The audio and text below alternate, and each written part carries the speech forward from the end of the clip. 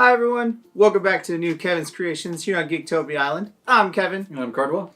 And today we're going to be bringing some fun back from the graveyard with the deck I like to call the Rot Farm. Yep. So essentially, we're playing Lich because, Of course, right? we're already going to be digging in the graves, so we might as well play the one that's all about the graveyard. So, Lich is our ruler. She is a Divinity 10, Judgment for 3, black, and 1, and you energize for a black. So simple. Yeah, pretty quick. Pretty good. And she Judgments into a 6/12 with Bane, so kills anything it hits. Yep. And Divinity 10, and whenever a non-token Darkness Resonator you control is put into a graveyard from the field, you put a 1/1 Darkness Skeleton into the field. So when one of your dudes dies, that's not a token, you get a token. Simple. Simple as that. Just float up the board. Yeah, that's essentially all this deck is doing, is making things come out from the grave all the time.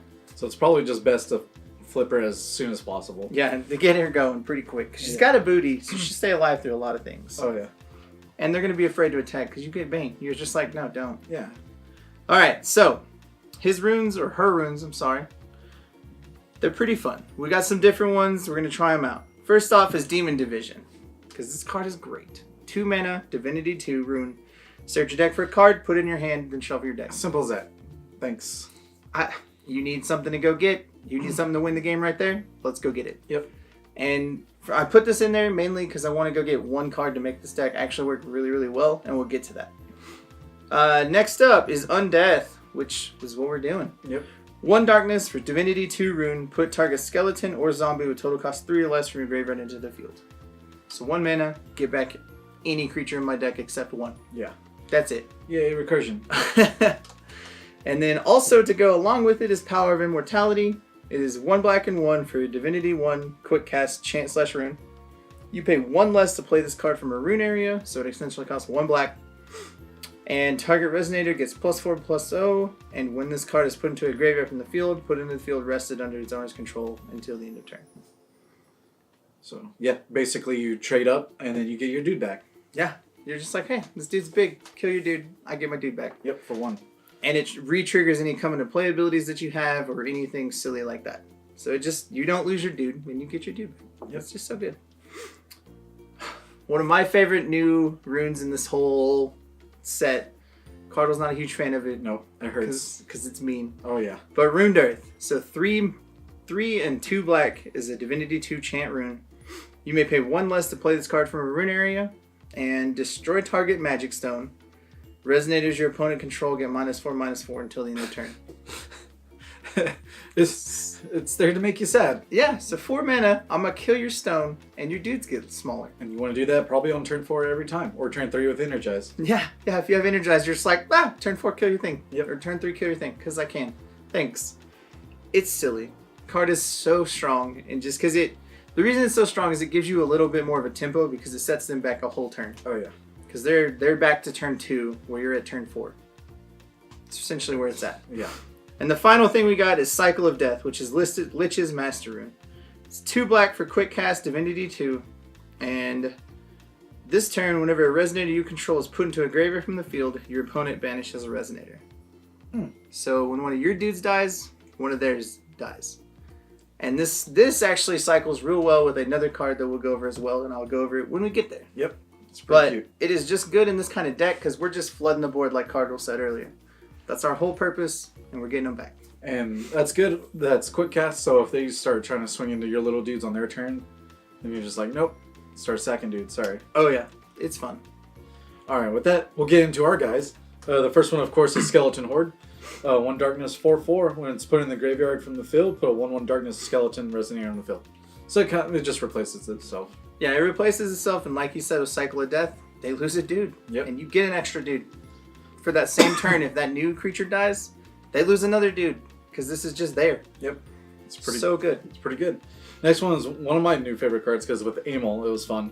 But Patchwork Frankenstein. 2 darkness, 10/10 for 2. That sounds good. Awesome. But the problem is, whenever this card attacks or blocks, it cannot untap. It cannot recover during your next recovery phase. So it stays tapped. I mean, it's worth it in my opinion, because that's a 2-drop 10/10. Yeah. I've yet. Turn 2, you're like, I have board control. Thanks.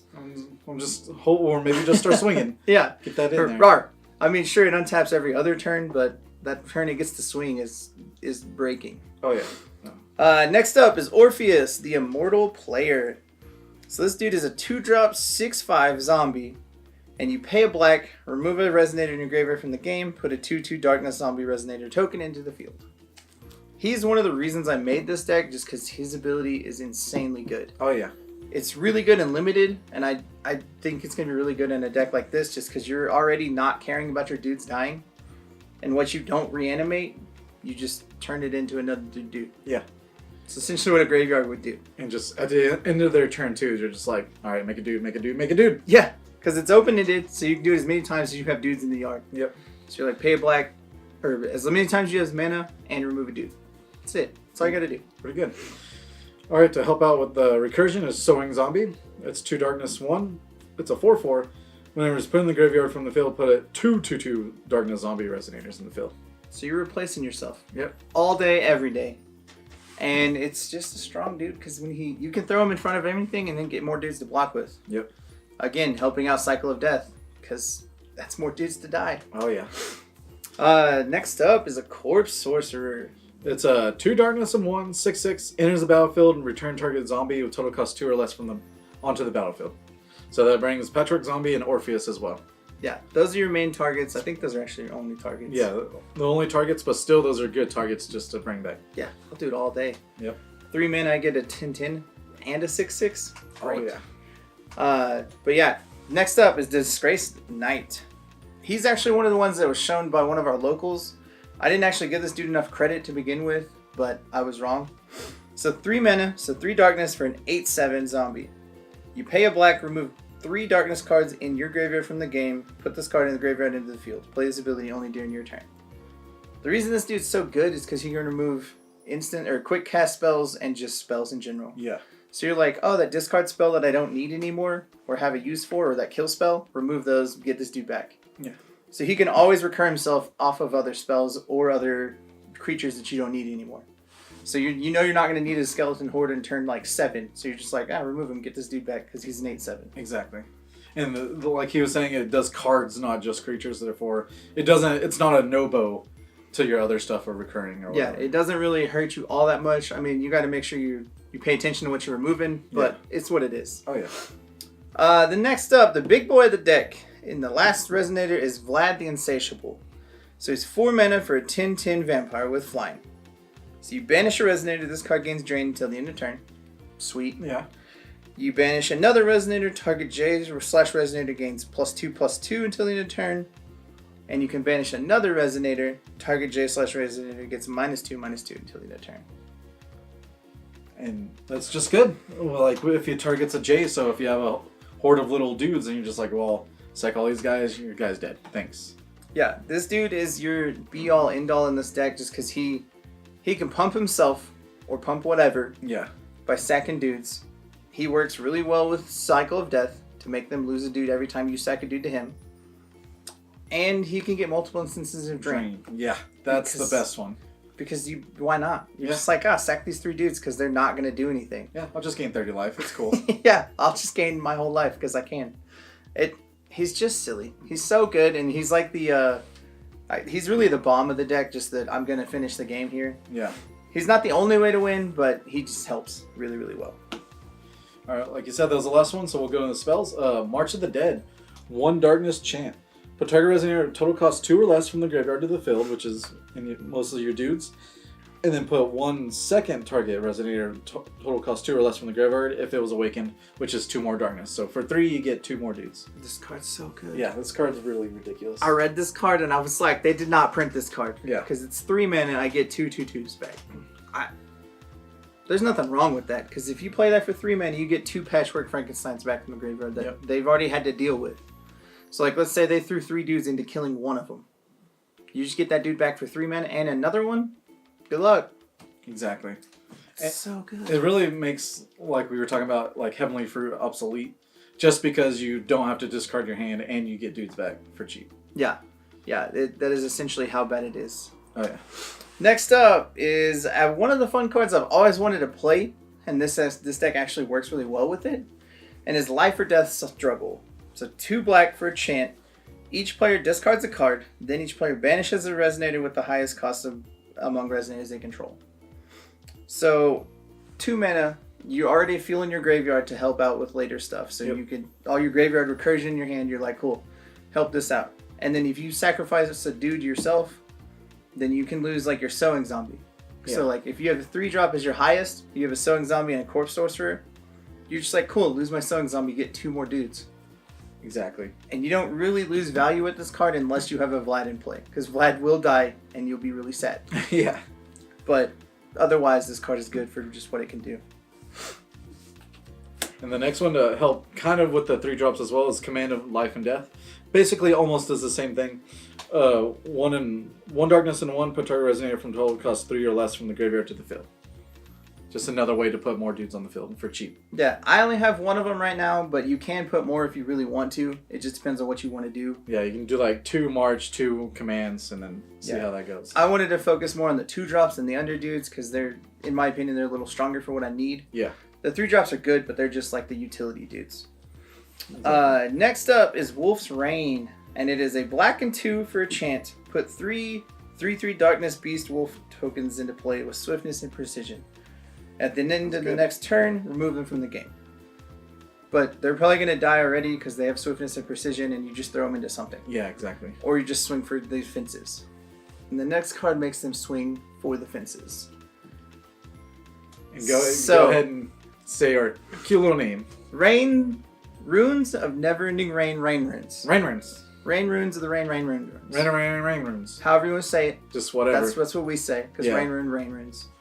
But this card is an addition for 4 mana. Non-Darkness Resonators get -2/-2, and Darkness Resonators get +2/+2. There you go. So it is kind of a double-edged sword if you're playing against Darkness, because their dudes get bigger too. But it doesn't really matter because yours do too, so you just kind of bounce off like normal. You try to hoard them out, pretty much. Yeah, but otherwise it makes their dudes smaller. And with Wolf's Reign, you get 3 5/5s. Yeah. Rawr. You're just swinging in. And if you have multiple additions in play, each one will stack. So it just makes their dudes smaller and your dudes even bigger. And of course, that works well with your rune over there that you can cast for your wolves die and then other things die, and then you're just controlling the board after that. Mm-hmm. Yeah, Cycle of Death is really cute with Wolf's Reign, and then Rainruins is really cool with Rune Earth. Yeah. So you're like, oh, your dude's already -2. Rune Earth, kill your land, they get -4 again, so they're -6 total. Yeah. It's just silly, the weird synergies of the runes in this deck and some of the cards. I want to see how Rainruins does. I think it's gonna be really strong in a deck like this, just because you're flooding the board with dudes. Oh yeah. And the stones are really simple. They're 10 darkness stones. Yay! Because the rest of the stones for darkness weren't really needed for me. Like I don't feel like I need mystery counters in this deck at all. Yeah. I mean, I could if I wanted sideboard, but I don't really care.